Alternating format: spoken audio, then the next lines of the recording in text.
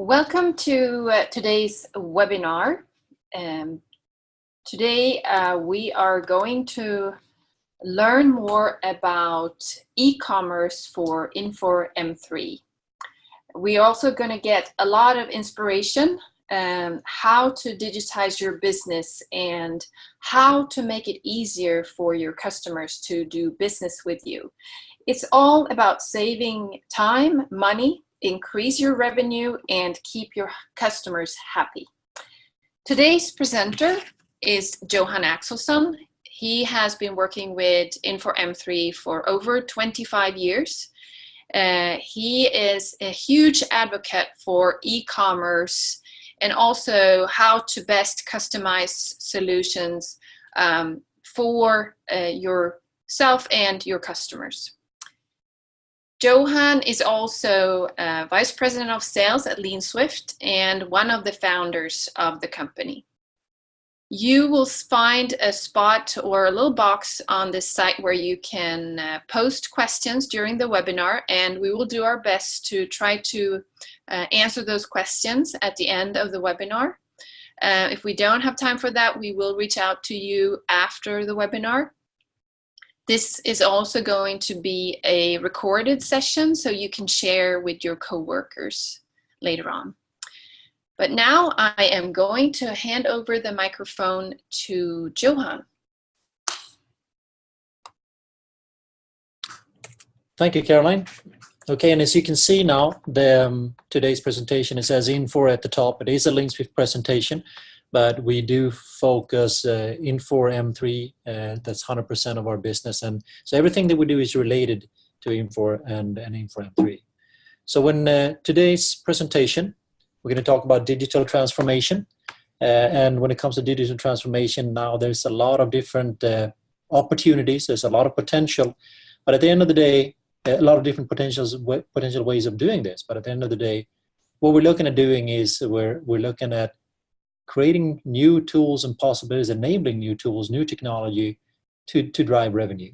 And we have customers now where we've seen an example of where we've been able to drive revenue increase of 50%, while the admin increase is non-existent or just a few percentages. So when looking at this, it's all about just applying new tools that can increase efficiency in a dramatic way.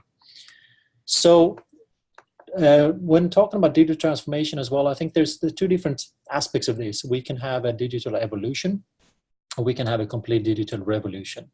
And when looking at the revolution is completely upsetting an entire industry. If you look at what Uber has been doing to the taxi industry, pretty much eliminating the taxi industry or hurting it in a big way.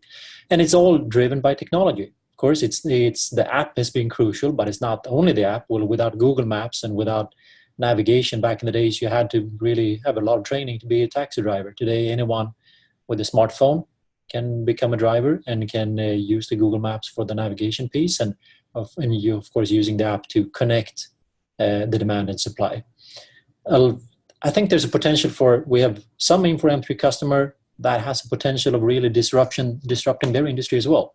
But most of us are going to have to settle for an evolution, and we need to make sure that we're part of the evolution. And one of the key players that's been driving the digital evolution is Amazon. You all know, you've all seen the impact of Amazon and seen what they've done. And when talking about digital transformation, there's a few things I want to highlight.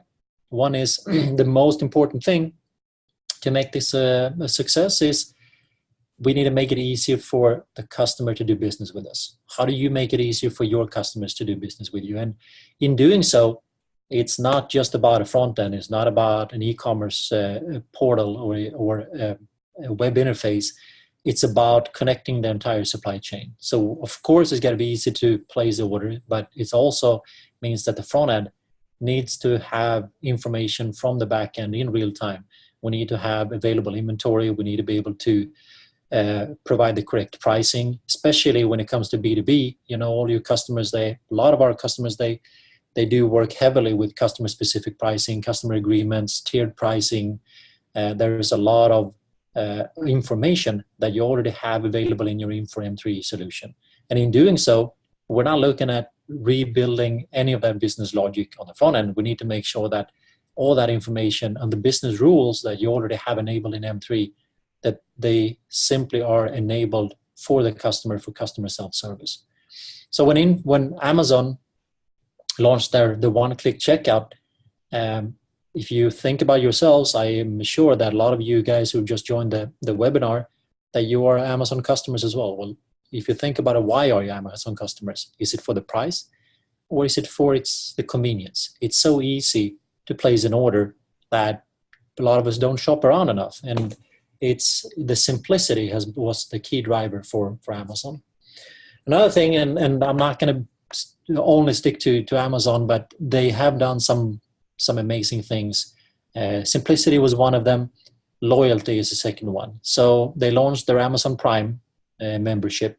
If you look at Amazon Prime, the total global memberships today is just exceeded 100 million. 100 million people are part of their loyalty program, because that's what it is. It's a loyalty program.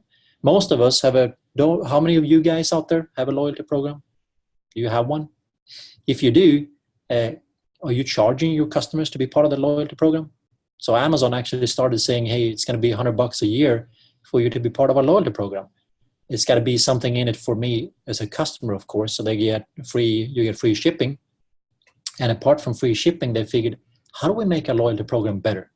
What can we do to attract more people to the loyalty program? Because what they've noticed was that an Amazon Prime member on average spent almost $2,500 a year on Amazon, while a non-member spent $500. So you can see the value add, the importance for Amazon to say, hey, if we can get another 10 million, 20 million people who join our loyalty program, that's going to drive a lot of revenue. So they were thinking out of the box and saying, hey, what if we include movies? What if we include music, which is really nothing to do with the core business that they started, was online shopping. So how many of you have a loyalty program, and how many of you are thinking out of the box? So, and just to give you an idea and an impact, because there's two sides to this. One is we can learn from this. Another one, we can try to piggyback on Amazon's Prime membership. And I'm going to get back to that in a few moments. But just to give you an idea, that 44% of US households have a gun. 49% of US households have a landline still. 51% of US households go to church. And 63% of US households are Amazon Prime members. Wow, think of that impact. So how can we as Infor M3 customers now leverage this? Well, what if our products were Amazon Prime enabled, so you could sell on Amazon Prime? What if 100 million customers could have free shipping of your products? Well, that's doable. It's something we can do today. So we can learn from them, but we can also get on the bandwagon and leverage it.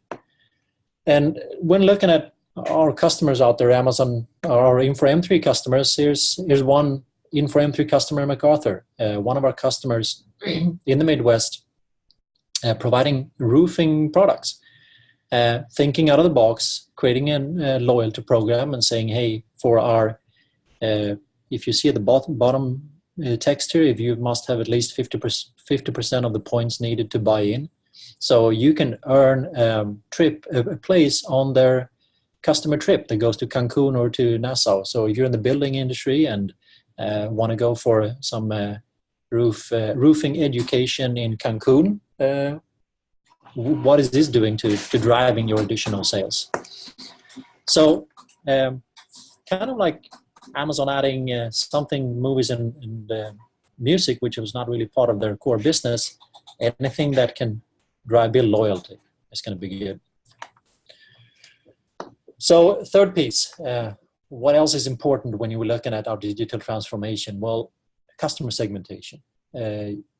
All your customers are not the same. Every customer is unique, and every customer wanted to be treated in a unique way. So we have delivered a lot of solutions for Infor M3 customers where we've made sure that, for instance, that using customer-specific catalogs. When it's pretty common sometimes among our customers that some customers only buy part of your your assortment. They should not have access to the entire assortment, which we easily can do with setting up not just one single storefront. If we have multiple storefronts, there can be different branding, there can be different content in the product catalogs. You can drive different marketing messages and to follow up really with very specific marketing messages even for B2B. And this is something that we see as a big trend now. Everything that we've learned on the B2C side of e-commerce over the years, it's just as applicable when it comes to B2B. So all your B2B customers as well, they can be treated like a consumer. You can target follow-up messages to your B2B customers. And the slide that we're looking at here, I think this is something also worth for all of us to think about. So there's a success story from one of our customers, Iconics in Atlanta. They deliver labels. They're huge when it comes to labels for all types of industry and all industries, and the labels and receipts are still that industry is booming and expanding. So one of the customers as well, we would like to be able to have all our users really go place an order, but we do have a purchasing system ourselves, so they need to create a purchase order in their system, and it's B2B transactions. So how do we incorporate the customer's purchasing system, which could be Ariba, this could be Coupa, it could be SAP, PeopleSoft, Oracle, whatever out there. How do we incorporate these so they can have a seamless experience of going to your e-commerce solution, can browse the product catalog, can add a product to the cart, but instead of checking out, they would transfer the cart to their purchasing system, which would automatically create a PO in their system, have that PO approved, and then submit that order back to you.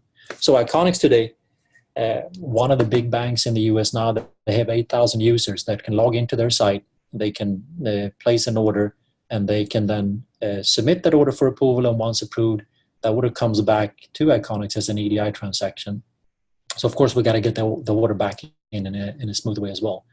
But this means that the customers always have access to finding the right product for that they're looking for their particular device. So a really seamless solution now, and we're using a third-party component, PunchOut2Go, to do this. And when looking at e-commerce today, there's a lot of available solutions and components out there that we can leverage to work with customer segmentation, to work with making sure that we really target the right customers the right way. And if we turn things around, we're still interested in turning this around to see, well, does any one of you guys, do you go and shop somewhere else where you would like to have that shopping cart automatically transferred back into M3, to Infor M3, so you could create a purchase order directly in M3? So let us know. We'd be interested in turning this around, because I'm still missing Infor on the right side of the screen here. Okay, that was customer segmentation. What else? Well, digital transformation. We've talked a lot about e-commerce and the potential with e-commerce. But then, if you remember Amazon, one of the huge success criteria that Amazon has been able to build upon is the supply chain. It's not just about getting the order in. It's about delivering the product on time, having transparency in the information being sent to the customer during the transportation time. So here's another success story. One of our customers in Merchants Metals. Merchants Metals, they are building, they're in the fence industry, so building fences. Manufacturing company, have a lot of distribution facilities around the country. And part of the distribution now is when someone goes out, makes a delivery to the customer. Well, how do we create efficiency when it comes to having the customer approve receive the proof of delivery, so they will sign for the delivery. If there are any exceptions, if there would be any transportation damages, etc., they can directly now on their tablet confirm the delivery, report any exceptions, have the customer sign directly with a finger on the tablet, and we're reporting this back to M3, so confirming the delivery, so we can send out the invoice immediately. And as part of this, keeping the customer informed We're also creating a PDF directly out of the signed document and firing this off in an email to the customer, so they will automatically also on their side get notification that yes, the delivery has now been received. So this is a native mobile app. So some of these solutions, when it comes to digitizing it, mobility now is an increasing piece that we see really booming among all our customers. So if there's think about your processes, both internal and external. This does not have to be just for people out in the field. When it comes to mobility, how do we use digital technology? How do we use mobility? How do we use portals to increase your efficiency? Okay, so that's, I forgot to update my number here. So the next thing is multi-channel. How many of you do multi-channel already out there? What is multi-channel? Well, we have lots of you already now. You have your website, you have your e-commerce site, you're selling to consumers, you're selling business to business. You can have a punch-out catalog, integrate with third parties. But for these, apart from selling directly on your sites, what if you can take your products to Walmart, to Amazon, to other channels, and be able to present your products, take orders, and seamlessly now have anyone buying on Amazon can buy your product, have that order automatically being sent back to M3 to being picked, packed, and shipped the same day. So does it sound like a fairy tale? Absolutely not. So this is another customer, Alternative Apparel, very successful fashion company. So they are mainly a distribution company, design their own clothes, and then most of the sales are done through retailers. So they are B2B to the retailers. But they also realize that if we don't sell our products to consumers, well, then our retailers, they are fighting over selling on Amazon or selling on Walmart and selling on other channels out there. So what if we would do this ourselves? We need to protect our brand. We need to make sure that our brand is being represented correctly on these different marketplaces. So with Alternative today, they sell on multiple different markets. If they place an order on Amazon, there's multiple pieces in this integration that you need to think about. Product information, available inventory information, and then the transactions themselves when the customer places the order. So here's another third-party component that we're using called Channel Advisor. So Channel Advisor now interfaces automatically with 30, 40 different channels out there. So which means that we can create one integration from Infor M3 to Channel Advisor, feed product information to Channel Advisor, and Channel Advisor then publish this information on multiple different markets. So Amazon will know if we have available inventory or not. When someone checks out, places the order on Amazon, that order is automatically being transferred back to the e-commerce solution, and from the e-commerce solution back into M3 for immediate delivery. And selling on Amazon is one piece. And here's another success story. These guys are really driven when it comes to e-commerce. So they figured, well, what if we can leverage fulfillment by Amazon as well? What if we can be certified for fulfillment by Amazon? That means then that anyone who's Amazon Prime member also can buy our products from Alternative Apparel on Amazon, even though it's being shipped out of our warehouse, but they get free shipping because they're Prime members. So even though they were already selling on Amazon, after enabling Amazon Prime to have access to these 100 million users, the Amazon sales increased 900%. 900%. So looking at selling on the multiple different markets, and what our customers also are finding, Augusta Sportswear is doing the same thing, selling in multiple markets. And what they notice is some products sell better on Walmart, some products sell better on Amazon. Some of you out there says, well, this is not really for me because we don't want to compete with our distributors, right? We sell to wholesalers and they should take the sale. Well, that's one piece. You could also decide that we're not going to sell, but we will present our products on Amazon on multiple different markets because you want to own the brand, you want to own how your product is being presented. So those 5 bullets make it easy for your customer to do business with you. We want to build loyalty.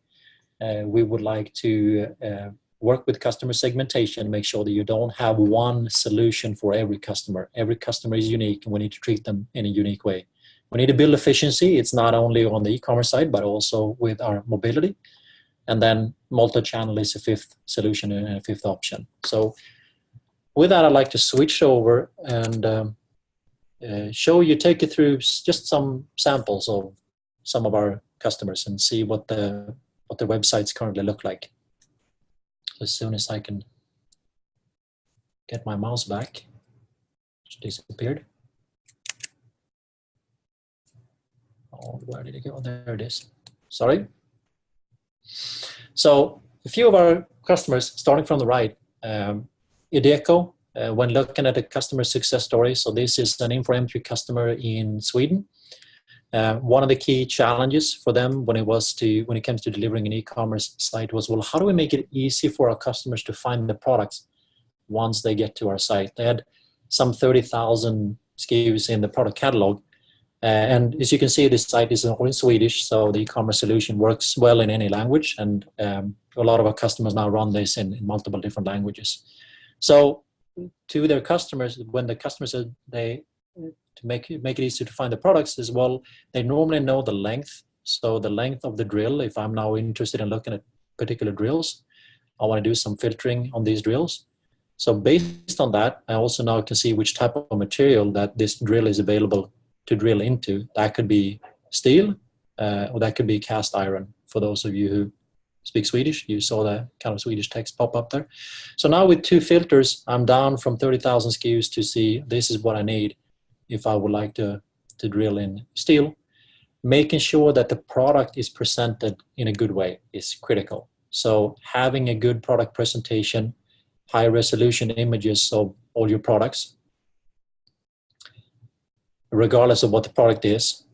And then looking at this, well, of course, you can design the page in tons of different ways. One way that we did it for this customer was to make a filtering on the length, but not on the dimension. So now you can see all the different dimensions that this product is available in. You got the Infor M3 item number, so different unique item numbers, but we didn't want to present these on one product detail page each. We're showcasing the available inventory, so they wanted to highlight the available inventory directly. And one thing that when we first launched this site says, well, you have 7 available here, and this particular drill now in this dimension, as you can see, I don't have available inventory. So a key thing initially said out of stock, and of course they never received an order for something that was out of stock. And then just making a tiny tweak of saying, well, what if we would present the lead time from M3 and saying, well, this lead time for this drill is 1 to 2 weeks, which means now that they have started getting orders even for product that they don't have in stock just by presenting the lead time from M3. So that was one example. And from launching this site, within the first 12 months, they moved about 20% of the order volume to the e-commerce site, which of course meant a lot of savings on the customer service side with less work of just keying in orders. And the most important thing was the customers that they talked to. The feedback from the customers was, thank you for improving your customer service. This is so much better now because I have access to the information when I need it. Another customer, another Infor M3 customer in Norway, launched an e-commerce site slowly and says, well, we don't really know how this is going to turn out. So they launched a site for Norway. And when working with customers today, we have multiple different ways that we engage. So this was actually on a share profit model of saying, share revenue model of saying, hey, let's build a site. If you start making money, we'll share some of that revenue to keep the cost down. And now they're rolling this out, a second store for UK business, for the UK market, and for a third one for the German market. So a huge success. Augusta Sportswear, launching multiple different sites. So they have multiple different brands. Augusta is one of the brands.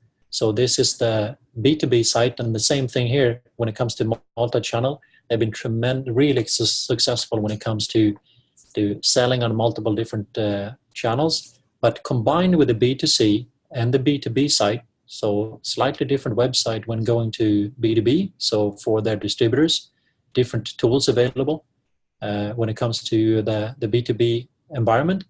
But a combination of these two now is over 50% of the order volume, and in total with EDI, they've digitized now 75% of the order volume. So if we don't have to key in 75% of our orders, what are we doing in here? Do you remember this picture from the beginning? It's all about creating scalability. So stepping backwards to this one, how do we, if you have to touch every order manually, you're never going to get done. If you can increase your digitize the business, we can scale this enormously. So Fox Racing, another customer in Australia, all Infor M3 customers.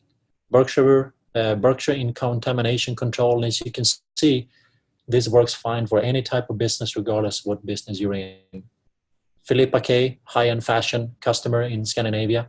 So fashion has been driving this initially, but we see this now in all areas and all businesses. So Bar Green Ellingson selling products for bars and restaurants. So as I'm logged in, if I'm logged in now as a customer, I can go access my order history, my invoice history, look up invoice information, view the order status, and if I can minimize that chat function and get to see the actual copy of the invoice. We're talking about always providing as much information as possible to the customer. UPS tracking number. You have the documents being generated in Infor M3, stored in the document archive, and we can go to the document archive and open up an invoice copy, download this invoice copy as saving this directly PDF on my drive.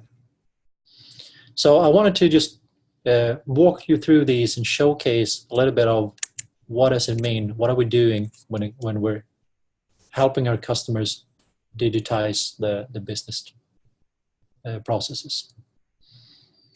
So with that, Caroline, I think we're running up to the end. Any questions so far from the members? Yes, and thank you, Johan. This is definitely a super good presentation and very inspirational. And I really like that you're bringing in all these different businesses and industries into it. We do have a couple of questions here. And one question is, does LeanSwift have a recommendation for e-commerce platforms? Oh, there are a number of e-commerce platforms out there. We are an Infor partner, so we work with Infor and Infor Rhythm on implementations. We are also a Magento partner, so we do work with Magento. I know a lot of our customers have selected Magento. I know they've been in the news the last couple of days now. They just were acquired by Adobe this week, so we're looking forward to see what that's going to do to that e-commerce platform. But really, there are different platforms available depending on needs and depending on previous preference for different customers. So we're not tied to one specific one. Here's another one. How long does it take to install an e-commerce solution? Okay. How long is the rope? Well, there's the project is, I would say, typically you expect this to be between 8 to 12 weeks at least. And then it depends on how much of your digital assets you already have readily available, how much work you need to spend. We had some customers that didn't have product information and product images, so it took them close to a year to build up their digital asset information. But we had a customer that had an e-commerce solution. They were running Magento already. They were running Infor M3 already. They did not have any integration between these two. And we did that integration with our out-of-the-box solution in less than a week. So from 1 week to more. Okay. Well, out of respect of time, I think we are going to stop right here. Thank you, Johan, for a great presentation. We have this available as a recording, so you can share with your coworkers. And if you ever have any questions, or if you would like to speak to us and maybe organize a demo for your team, etc., we would be happy to do so. So thank you everyone for joining, and have a wonderful day. Thanks, guys.